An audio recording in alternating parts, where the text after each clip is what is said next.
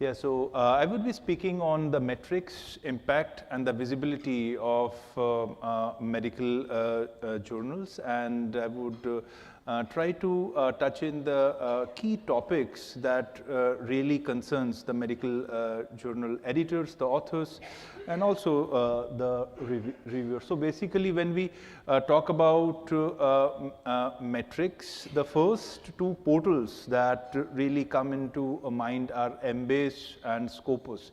These are highly metric-driven portals. They are both run by Elsevier, and they have different grades of a competitive entrance into the same. Embase is a comparatively easier portal to get in, but when I say easier, it is not that very easy to get in. It is also very competitive to get selected. They have a long waiting list at present, which even spans to over 6 months to 12 months. But if once you get in, it gives a stronger visibility for your journal in terms of your global landscape. And selection into Embase is not hard dependent on the content that you publish, but it is mainly governed by the overall representation of your parenting body, and the periodicity. If you are maintaining correctly for the first 3 volumes that you publish, you can of course compete after that. On the other hand, the big brother is Scopus. This is one of the toughest portals to get in at present, having an 89% of rejection rate worldwide. But once you get into Scopus, you get a wide array of metrics that I will touch on in subsequent slides. And it really gives you the overall health of your journal in real time. There are various ratios that get reflected at SkyMargo graph charts, by which you can really understand what you are really publishing and how effective are the overall publications of your journal. The next is Clarivate Analytics, Web of Science. Previously, it was owned by Thomson Reuters, but come 2015-16, Clarivate Analytics took over, and they have 2 portions of it, ESCI, that is Emerging Sources Citation Index, and Science Citation Index Expanded. At present, as a publisher, we can make an application at Emerging Sources Citation Index only. There is no application that can be done on Science Citation Index Expanded. It's an automatic upgrade of journals which are in ESCI for some years, and if they continue to perform well comparatively in their subject category, they get promoted from ESCI to SCIE, basically from quartile 3, quartile 4. If they are going into quartile 2 and quartile 1 of their subject category, they move from ESCI to SCIE, and this is the portal which gives the impact factor. Whether you are in ESCI or SCIE, you get the journal impact factor. Then comes PubMed Central. It is not a metric-driven portal. It's a purely content-driven portal. At present, having a rejection rate of 94+% globally. Now, selection in PubMed is the toughest right now, and as we have been observing in the past few years, journals who have been indexed in PubMed Central or Medline for many years have been kicked out. And this is happening across all publishers, Elsevier, Springer, Nature, Wiley, even Scientific Scholar, where we really face challenges and we have to maintain the overall standard quality year on year. So previously used to happen that once you are in there for your lifetime. So now it is not there. So editor-in-chiefs have to be on their toes, that they have to continue maintaining the standards to stay in PubMed Central. And of course, the cherry in the top of the pastry, which has a 1.4% acceptance rate, that is 98 8.6% rejection rate of Medline. Medline gives you medical subject headings, but whether you are indexed in PubMed Central or you are indexed in Medline, your content would be available in PubMed. PubMed is the search engine. We keep on taking thing very incorrectly कि मेरा journal PubMed indexed हो गया. PubMed में कुछ indexing नहीं होती. There is no indexing in PubMed. It is the reflection of your content through indexing in PubMed Central or Medline, and it appears in PubMed searches. So now going forward, what is the viewpoint of the indexing agencies? It is this viewpoint that we are not there to help you. We want to enrich our own database, our own portal, and if you are really good compared to the last 3 selected journals in your subject category, then you are most welcome to enrich our portal. If you are not, then bye-bye for the next 2 to 5 years. Sorry.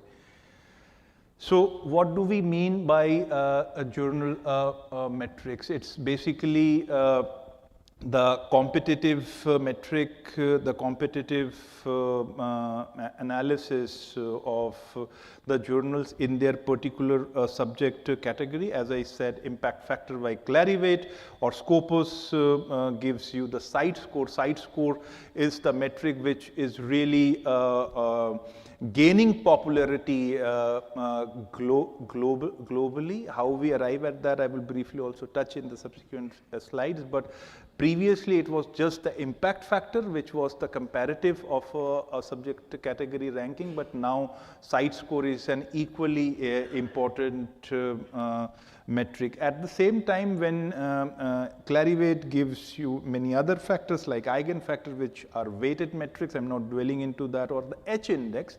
H-index is also a very strong portal, but it can be an H-index of an individual, it can be an H-index of a journal, and basically H-index is always on a progressive note. It reflects the highest number of articles having the equal highest number of citations per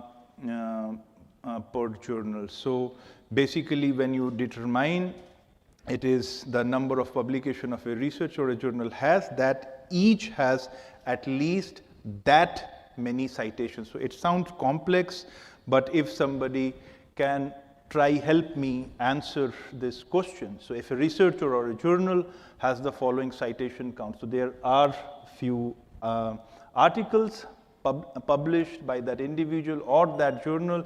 The first has 29 citations. The second article has 17 citations. The third article has 10 citations. The fourth, 9. The fifth, 6. The next one's 2 citations, and the last one having 1 citation. So anyone from the audience, please raise your hand. If Amit bhai, aap nahi, sorry. Anyone else, what will be the H index of this journal? Yes, please. 9. इन्होंने कहा 5, किसी ने कहा 9. Yes, ma'am, आप? 1. आपने कहा 1. आपने कहा 2. 2. 1. क्या बात है सर, बताएं. 1. And the answer is 5. Why it is 5?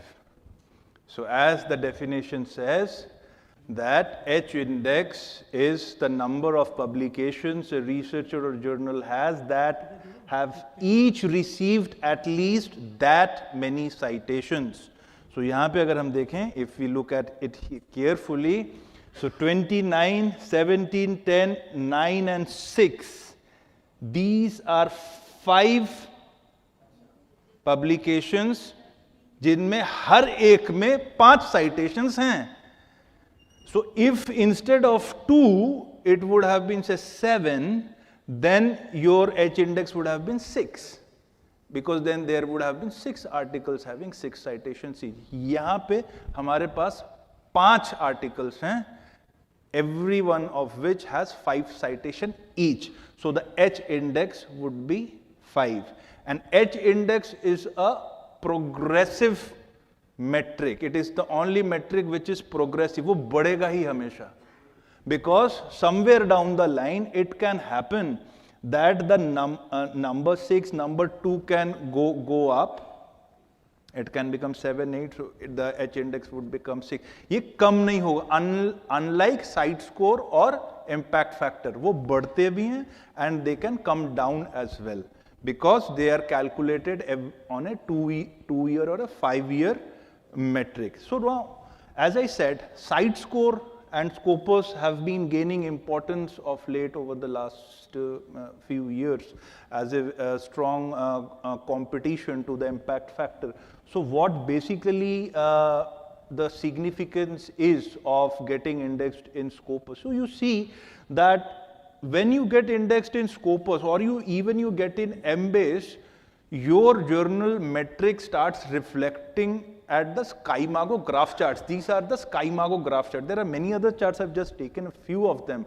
So you are seeing external sites, but sites per doc, basically reflecting the weightage of the citations that the journal is getting. International collaborations. Percentage international collaborations. What does this really mean? It reflects that the number of articles which are having authors from different countries. If there is an article with 5 authors, one is from Uganda, one is from United States, one is from India, it contributes significantly to the international collaborations. Then comes the one of the most important metric is the citable documents versus non-citable documents. That the green figure reflects that these are the articles that you have published which are citable. Which are those? Anyone from the audience? What are the citable articles? कौन से articles citable होते हैं? Which are the citable articles? Original research, correct. Next. Review articles. The other one, third one. RCTs are type of original articles. Letters, very important, but it's a tricky way to say letters. Letters are basically non-citable items, but they become citable if they receive a citation. But before the letters, which is the third most important category of citable items? Case reports. So many editors tend to smartly convert case reports into letters to improve their impact factors. Some people are smiling at me, yes. It's a very smart strategy because case reports are citable items. आप 10 case reports publish कीजिए अपने issue में, none of them gets a citation. You will feed your denominator with 10 and your numerator gets nothing, it's a 0, it's a blunder. But at times what happens is that you can convert some of these case reports into letters. 5 को convert कर दिए. Now these 5 do not get any citations, nothing happens. Nothing goes into numerator, nothing goes into denominator, you are safe. But if they get a single citation, then they become a citable item. This is the only category which has a dynamic role. So then the numerator gets 1, the denominator gets 1. So basically you are not at loss. So letters would not harm your journal as far as the metric is concerned. अगर उनको citation मिलेगी नहीं तो nothing happens. But if they get a citation, then at least it's a 1:1 ratio, and it would be even more. More such figures. Cited documents versus uncited documents. Now, if you compare the two charts, then the green portion is the same because these are the citable items. वो जो आपने publish किए हैं, but उनमें से how many of those didn't even get a citation? That figures reflects that how many, the red one, how many non-citable items you have published. But this reflects जो green आपने publish किया है उसमें से कितनों को citations नहीं मिली. So these are very important figures. One new metric Scopus have recently brought in is the percentage of female authors. It's an excellent figure which Scopus has built in. It exists in no other portal, and it really encourages a diverse city in medical research, because this really reflects the number of articles, percentage articles where there are female authors. It doesn't matter whether it's a first or a corresponding, or they can be somewhere in the between, but should be female authors. So these are the different metrics that Scopus brings in. Now, site score versus impact factor, just very lightly touching it. Site score is taking a 3-year metric. At the same time, impact factor is taking a 2-year metric. So I have taken the metrics of a same journal. Now, here you are seeing that when it comes to the calculation of the impact factor, with the same data figures, it is 1.3. You see 42, 120, 64, 60, it's the same. But जहाँ पे site score की बात आ रही है, it is going 1 year back, and the result is 1.6. It can be the other way around also. It depends on the citations and the number of articles published in that given year. It can go both ways, but overall, when it comes to the gross metric comparison, site score is a much extensive metric which reflects the progression of a journal on a larger scale. But still, at present, even though site score is a growing metric which is gaining attention every passing year, but still impact factor is the metric which really gains the attention. And I am glad to have Dr. Vipul with me as a panelist among all the journals of Scientific Scholar. This year in JCR, he has been the real Yuvraj Singh, hitting 6 sixes and 6 balls, with the impact factor having an 175% of growth for him. So big hand for Dr. Vipul, going from 0.4 to 1.1. Dr. Vipul, what magic really happened? क्या तंत्र कैसे हुआ? How did that happen? Sunny, actually it's not a magic. Actually, it's a teamwork that our editorial team has given. In addition to editorial team, I would like to thank authors also for providing quality articles. Now the strategy, what our team has implemented, so we are looking at the content quality first, that is the criteria. Second thing helps us is our academic leadership. Academic leadership means our editors in chief. Third thing we follow is rigorous, expert-driven and timely peer review system that helps us a lot. Fourth thing is editorial integrity and ethics. And fifth thing is visibility. Because of indexing and open access, we have a very good visibility. In nutshell, suppose if we want to tell a success of GJMP BU, I'll say is a teamwork, transparency and academic integrity. That's all. Perfect, Dr. Vipul. So basically, for some of the young editors who just interacted with me, when you are starting a journal, please do understand that the first few years are going to be a lot of struggle, but with sincere hard work, dedication, things really turn into your favor. And same goes for our veteran editors who are competing at the top of the competition, that they have to keep putting in their efforts to stay at the top of their game. So again, very briefly, Scopus, Web of Science, citation windows, 3 years, 2 years, document types, site score takes everything into count, whereas Clarivate takes original articles, reviews, case reports, and of course the way they can be accessed. Now the Holy Grail. Doctor, before I talk about Holy Grail, Dr. Alok, you are the editor-in-chief of Heart India, and you are also the editor-in-chief of Medicine India, two journals at two different interfaces of their journey. We are still dependent on overseas portal, and whether you are editing already a top-rated recognized journal, or you are in a struggling phase, you are still having a lot of difficulties to get into PubMed Central, what is the holy grail. So how you see these challenges and what you think can change in the Indian perspective? I think major issue is getting good articles, which is at most not in the hand of editor-in-chief. And second is indexing. Before indexing, getting a good article is a real Herculean task. One is thing. Another real problem is that once you are starting a journal from USA, I have seen the journal which have originated in USA, because PubMed is a national indexing agency, a matrix of database of US government.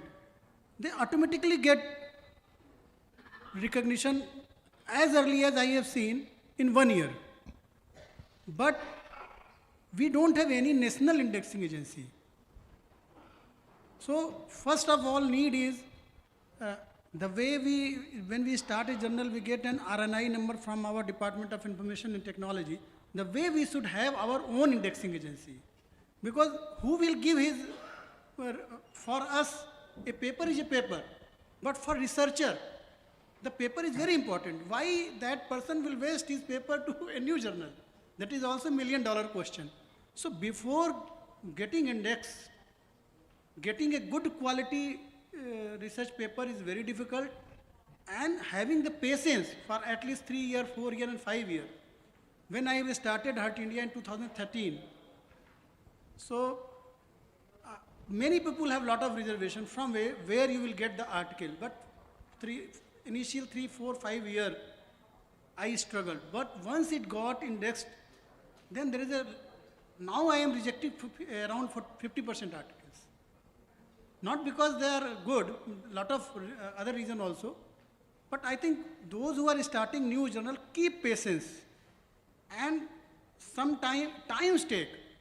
In 1 day you cannot be the Indian Journal of Nephrology or Indian Heart Journal. You have to have patience, and with times, now running the journal is quite easier in comparison to previous, because now we are having the platform like Scientific Scholar, Walter Kluwer, all are online.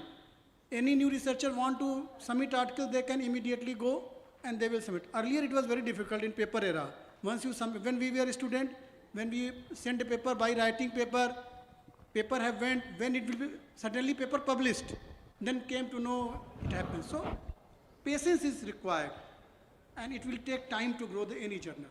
Well said, Dr. Alok. So the holy grail, as we see, it is in the indexing world, the medical journal indexing world. It is just like winning the Club World Cup, which Chelsea recently won, and that is getting your journal listed in PubMed Central. But what Irin Zeller's team at NLM would tell you, in your dreams, they are not going to help you. The rejection rate is increasingly growing up, especially for journals coming from the Asian, the African subcontinent. Of course, the ratio is remarkably different for journals originating or getting published in the West, but that is how it is, and we have to just deal with it. Criteria of application is not the criteria of selection. Please remember this line. When you go to the PubMed website, you will see that publish 30 articles and you can apply. Of course, you can apply, but you would get rejected on your face, and 2 to 5 years of an embargo would be inflicted on your face. I won't name the publishing house, but it's a very renowned publishing house, Dr. Vipul knows. And their flagship journal is getting rejected from PubMed Central for the past 12 years. It's a big publishing house, and their flagship surgical journal is getting rejected in PubMed Central for the last 12 years. They are trying their best, but nothing happens. But that is how difficult now is getting into PubMed Central. Previously, it was very difficult to get into Medline with a 95% plus rejection rate. But now, previously it was a rejection rate of around 60-65% at PubMed Central. Now that is around 90% of rejection rate. So that is really difficult, and NLM is there to enrich their portal. And PubMed Central has nothing to do with metrics.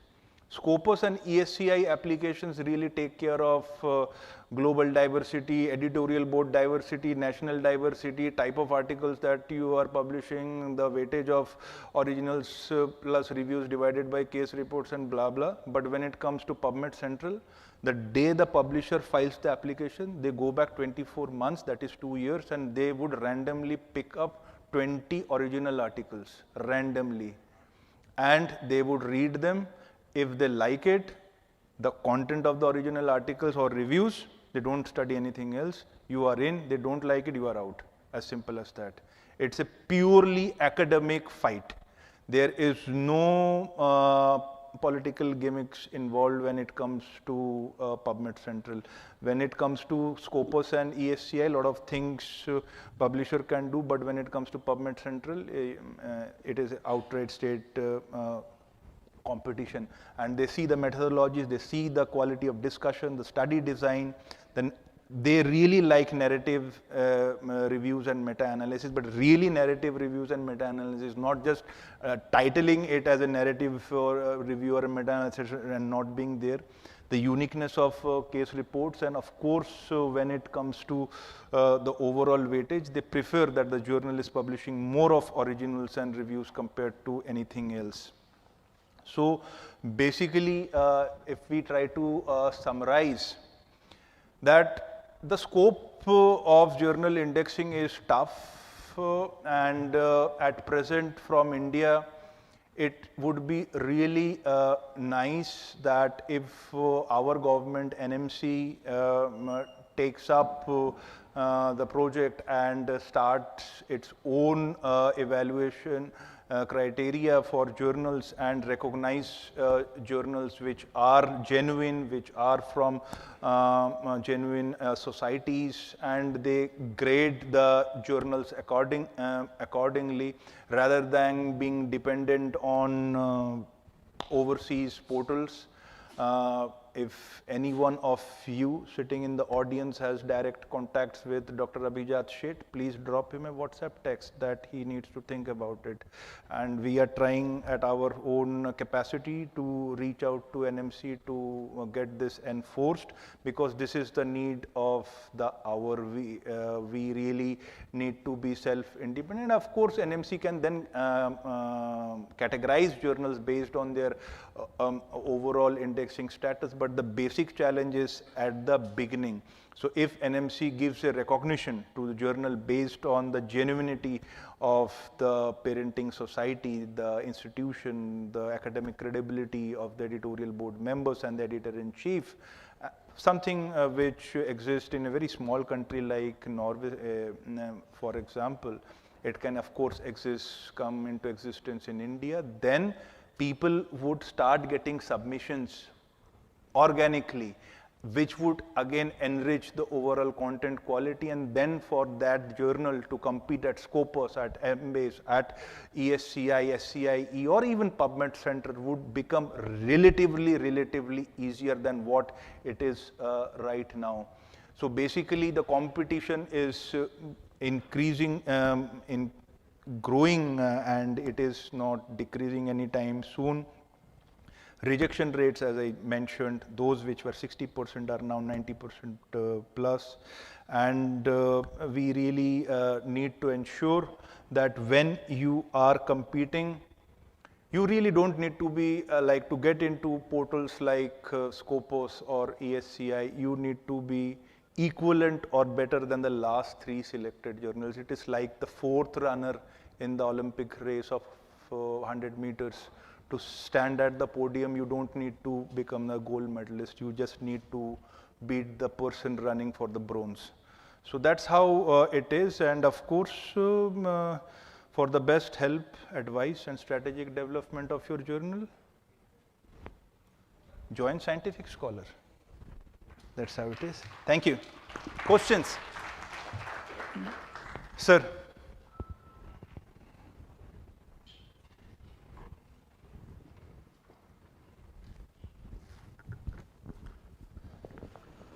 Good afternoon. Myself is Dr. Shunikwa Mishra, and I am Professor of Biostatistics at National Drug Dependence Treatment Center and Institute of Medical Sciences, trained in statistics. So my question obviously would be quantitative. It is being said that all debt letters is not gold. And if we try to have a two-dimensional scatter plot with on x-axis we take the general impact factor, and on y-axis we take the revenue generation or business generation, what is the trend of it?